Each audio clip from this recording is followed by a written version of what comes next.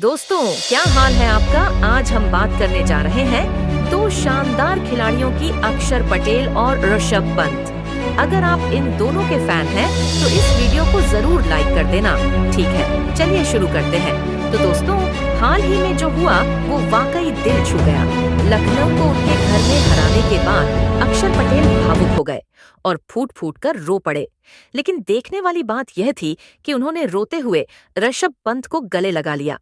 इतना ही नहीं, अक्षर ने केएल राहुल और संजीव गोयनका को लेकर कुछ ऐसा कहा जिसे सुनकर पूरा देश उनके साहस का सलाम कर रहा है। अरे, अब तो सस्पेंस और बढ़ गया ना। रुकिए मत, वीडियो को पूरा देखो वरना बाद में पछताओगे। लेकिन उससे पहले एक सवाल, आपको क्या लगता है, ऋषभ पंत और अक्षर पटेल में से कौन बेहतर खिलाड़ी है?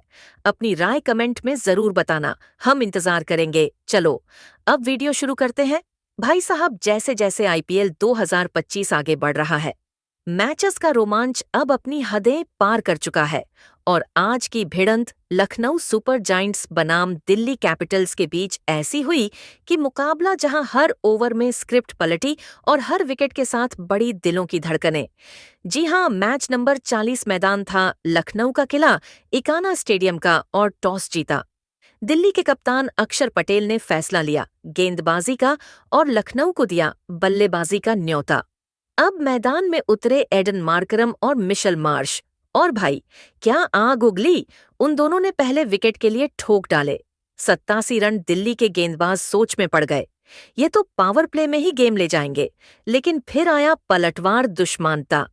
चमीरा का 12वें ओवर की पहली गेंद और एडन मार्करम 52 रन बनाकर कैच आउट हो गए, जहां लखनऊ को पहला झटका लगा। और सबसे बड़ा भी अब मैदान में आए धमाकेदार बल्लेबाज निकोलस पूरन। लेकिन अक्षर पटेल ने किया, चालाकी से दाव गेंद थमाई मिचेल स्टार्क को और उन्होंने दूसरी गेंद पर पूरन को 9 रन पर चलता किया। लखनऊ की कमर अब हल्की हिल चुकी थी। 99 रन पर 2 विकेट गिर गए थे। अगले बल्लेबाज अब्दुल समद उतरे, लेकिन रन बने सिर्फ 2 और आउट हुए। कॉट एंड बोल्ड शिकार बने मुकेश कुमार के और अब लखनऊ के 104 रन पर 3 बड़े विकेट ढेर हो चुके थे। अब जिम्मेदारी आई मिचेल मार्श और डेविड मिलर पर यहां पर भी किस्मत ने साथ नहीं दिया। मिचेल मार्श बने मुकेश कुमार का दूसरा शिकार और 45 रन बनाकर आउट हुए। लेकिन फिर मैदान पर आई थोड़ी स्टेबिलिटी, जहां आयुष बदूनी और मिलर की साझेदारी ने यहां पारी को संभाला। इस बीच आयुष बदूनी ने 21 गेंदों में ठोक दिए। 36 रन लगा जैसे लखनऊ वापसी की राह पर है। लेकिन मैच की घड़ी तेजी से टिक टिक कर रही थी और फिर पंत ने सिर्फ 2 गेंदें खेलीं और बिना खाता खोले ही आउट हो गए। जब मुकेश कुमार आज फुल मूड में थे और उन्होंने 4 विकेट झटके, अब लखनऊ की पारी 6 विकेट के नुकसान पर 159 रन पर ही समाप्त हो चुकी थी। अब दिल्ली को मैच जीतने के लिए 160 रन बनाने थे, जहां अभिषेक पोरेल और करुण नायर ने पारी की शुरुआत की। दोनों बल्लेबाजों ने तेजी से रन बटोरने शुरू कर दिए। जहां शुरुआती 2 ओवरों में ही 21 रन खा लेने के बाद ऋषभ पंत भी चिंता में आ गए कि यह मैच तो हमारे हाथों से गया। और दोस्तों, ऐसा ही होता हुआ फिर नजर भी आया, जहां इस मुकाबले के बाद अक्षर पटेल खुद फूट फूट कर रो पड़े। जहां अक्षर पटेल ने कहा कि मैं लखनऊ को अपनी सबसे बड़ी चिर प्रतिद्वंदी टीम मानता हूं, क्योंकि ऋषभ पंत पहले दिल्ली की टीम में थे, लेकिन उन्होंने दिल्ली का साथ छोड़कर लखनऊ के साथ जाने का निर्णय लिया, जो कि मुझे खुद पसंद नहीं आया। जब आप एक ही टीम की इतनी सालों से कप्तानी कर रहे हैं तो आपको उसी टीम में बने रहना चाहिए था। लेकिन अब मेरा भी ये वादा है कि ऋषभ पंत ने भले दिल्ली का साथ छोड़ा है बीच मझधार में से, लेकिन मैं दिल्ली की टीम के लिए इस साल कुछ भी कर मिटूंगा। मैं एक कप्तान ही नहीं हूं, मैं अपनी टीम को मैच जिताना जानता हूं और मुझे पता है कि अपनी टीम को कैसे कैसे आगे बढ़ाना है। मेरी टीम ने आज जो प्रदर्शन किया है वो मुकेश कुमार की बदौलत। अगर मुकेश कुमार ने 4 विकेट ना लिए होते तो शायद इस मैच में हम कमबैक कर नहीं पाते। और मुकेश कुमार के अलावा करुण नायर और अभिषेक पोरेल की भी बल्लेबाजी का मैं तो दीवाना हो गया हूं, लेकिन ऋषभ पंत से निराश हूं। तो दोस्तों, आप सभी क्या मानते हैं कि अक्षर पटेल ने जो कहा वह सही है? अपनी राय हमें कमेंट कर ने मिलकर लखनऊ के स्कोर को 50 रनों के आंकड़े के पार पहुंचा दिया। जहां एक छोर से ईडन मार्करम चौके और लगाकर लखनऊ के स्कोर को रॉकेट की रफ्तार से आगे बढ़ा रहे थे, तो वहीं दूसरी छोर से मिचेल मार्श भी तेजी से रन बटोरते हुए कंधे से कंधा मिलाकर उनका साथ दे रहे थे। पावर प्ले के बाद 7वें ओवर में गेंदबाजी करते हुए अक्षर पटेल ने विकेट निकालने का पूरा प्रयास किया, लेकिन उनका पूरा प्रयास फेल होता हुआ दिखाई दिया। सबसे पहले 7वें ओवर की दूसरी गेंद पर ईडन मार्करम ने चौका लगाया। इसके बाद समझदार के साथ बल्लेबाजी करते हुए अक्षर पटेल के इस ओवर से 10 रन बटोरकर लखनऊ सुपर जॉयंट्स के स्कोर को 7 ओवर में ही 61 रनों तक पहुंचा दिया।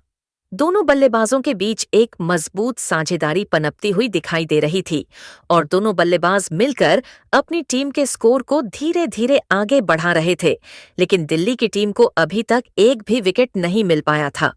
8वें ओवर में अक्षर पटेल ने रणनीति बनाई और गेंदबाजी करने के लिए विपराज निगम को बुला लिया, लेकिन मिचेल मार्श और ईडन मार्करम ने मिलकर विपराज की जमकर कुटाई कर डाली। सबसे पहले ओवर की पहली गेंद पर ईडन मार्करम ने सनसनाता हुआ लगाकर अपने इरादे स्पष्ट कर दिए।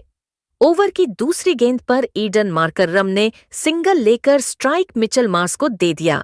आते ही मिचेल मार्श ने तीसरी गेंद पर जबरदस्त चौका लगाते हुए दिल्ली कैपिटल्स की सारी रणनीतियों पर पानी फेर दिया। विपराज निगम का यह ओवर दिल्ली के लिए काफी महंगा साबित हुआ। विपराज ने 8वें ओवर में गेंदबाजी करते हुए 14 रन खर्च कर दिए, लेकिन वह भी अपनी टीम को सफलता नहीं दिला सके।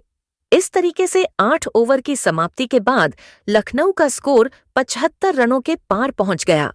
दिल्ली की टीम को इस मुकाबले में बने रहने के लिए लगातार विकेट की तलाश थी। दिल्ली के कप्तान अक्षर पटेल ने 9वें ओवर में बॉलिंग अटैक पर एक बार फिर से मिचेल स्टार्क को लगाया। मिचेल स्टार्क अपनी खतरनाक गेंदबाजी से दोनों बल्लेबाजों को खूब परेशान कर रहे थे और दोनों बल्लेबाज संभल कर बल्लेबाजी करते हुए अपना विकेट बचा रहे थे। ओवर की आखिरी गेंद पर ईडन मार्करम ने 2 रन दौड़कर पूरा किया और इसी के साथ उन्होंने 30 गेंद में अपना तूफानी अर्धशतक भी ठोक दिया। वहीं मिचेल मार्श भी अपने अर्धशतक के करीब पहुंच रहे थे। मिचेल स्टार्क ने 9वें ओवर से सिर्फ 7 रन ही बनने दिया, लेकिन वह भी विकेट निकालने में कामयाब नहीं हो पाए। 9 ओवर की समाप्ति के बाद लखनऊ सुपर जॉयंट्स का स्कोर बिना किसी विकेट के नुकसान पर 62 रनों तक पहुंच गया। जिस तरीके से लखनऊ सुपर जॉयंट का स्कोर आगे बढ़ रहा था और दिल्ली के गेंदबाज विकेट निकाल रहे थे, उसे देखकर तो यही लग रहा था कि आज लखनऊ की टीम दिल्ली कैपिटल्स को आसानी से 180 से 190 रनों का लक्ष्य दे सकती है। लेकिन दोस्तों, अब आपको क्या लगता है, इस बार आईपीएल की ट्रॉफी कौन जीतेगा? आप खुद नीचे कमेंट करके बताइए और ऐसे ही नई नई वीडियो के लिए हमारे चैनल को जरूर सब्सक्राइब करिए। धन्यवाद दोस्तों। आईपीएल 2025 का एक और रोंगटे खड़े कर देने वाला मुकाबला कोलकाता के ईडन गार्डन मैदान में खेला गया। इस महामुकाबले में गुजरात टाइटंस के सामने कोलकाता नाइट राइडर्स की टीम थी। क्रिकेट के फैंस को इस मैच का बेसब्री से इंतजार था। पूरा स्टेडियम दर्शकों से खचाखच भरा हुआ था। सिक्का उछाला गया तो टॉस जीतकर कोलकाता के कप्तान अजिंक्य रहने गेंदबाजी करने का फैसला किया। वहीं गुजरात टाइटंस की टीम को पहले बल्लेबाजी करने का मौका मिला। गुजरात की तरफ से पारी की शुरुआत करने के लिए उनके 2 विस्फोटक बल्लेबाज साई सुदर्शन के साथ शुभमन गिल की खतरनाक जोड़ी मैदान पर उतरी। कोलकाता की तरफ से पहले ओवर में गेंदबाजी करने के लिए आए वैभव अरोड़ा शानदार गेंदबाजी का नजारा पेश कर रहे थे। ओवर की पहली गेंद पर साई सुदर्शन ने दौड़कर 1 रन पूरा किया और सिंगल के साथ अपनी टीम का खाता खोला। दोनों बल्लेबाजों को पहले ओवर में सिंगल में ही संतोष करना पड़ा। वैभव अरोड़ा ने खतरनाक गेंदबाजी करते हुए अपने इस ओवर में सिर्फ 4 रन ही बनने दिया। कोलकाता की तरफ से दूसरा ओवर लेकर आए हैं। मोइन अली अपनी गेंदबाजी से दोनों बल्लेबाजों को परेशान कर रहे थे, लेकिन जाते जाते ओवर की आखिरी गेंद पर साई सुदर्शन ने शानदार चौका लगाकर 2 ओवर में गुजरात टाइटंस के स्कोर को 12 रनों तक पहुंचा दिया। दोनों बल्लेबाज पूरी तरीके से सेट हो चुके थे और धीरे धीरे रन बटोरकर अपनी टीम के स्कोर को आगे बढ़ा रहे थे। वहीं कोलकाता की टीम को विकेट की तलाश थी। कोलकाता की तरफ से तीसरे ओवर में विकेट की तलाश में गेंदबाजी करने के लिए एक बार फिर से वैभव अरोड़ा है, जिनका स्वागत साई सुदर्शन ने दूसरी ही गेंद पर जबरदस्त चौका लगाकर किया। तीसरी और चौथी गेंद पर दोनों बल्लेबाजों को सिंगल ही मिल पाया। इसके बाद ओवर की 5वीं गेंद पर साई सुदर्शन ने जबरदस्त चौका लगाते हुए गुजरात टाइटंस के स्कोर को रॉकेट की रफ्तार से आगे बढ़ाया। दोनों बल्लेबाजों ने मिलकर वैभव अरोड़ा के इस ओवर से 12 रन जोड़ दिए। 3 ओवर की समाप्ति के बाद गुजरात टाइटंस का स्कोर बिना किसी विकेट के नुकसान पर 24 रनों तक पहुंच गया। गुजरात टाइटंस की शुरुआत बेहद ही शानदार हो चुकी थी। वहीं कोलकाता नाइट राइडर्स को लगातार विकेट की तलाश थी। चौथे ओवर में कोलकाता के कप्तान अजिंक्य रहाणे ने एक बार फिर से मोइन अली पर भरोसा जताया और गेंद को उनके हाथों में थमाया। मोइन अली अपनी गेंदबाजी से दोनों बल्लेबाजों को खूब परेशान कर रहे थे। साई सुदर्शन और शुभमन गिल को मोइन अली की गेंद बिल्कुल भी समझ में नहीं आ रही थी और दोनों बल्लेबाज संभल कर खेल रहे थे। शानदार गेंदबाजी करते हुए मोइन अली ने चौथे ओवर में दोनों बल्लेबाजों को पूरी तरीके से बांध कर रखा और आप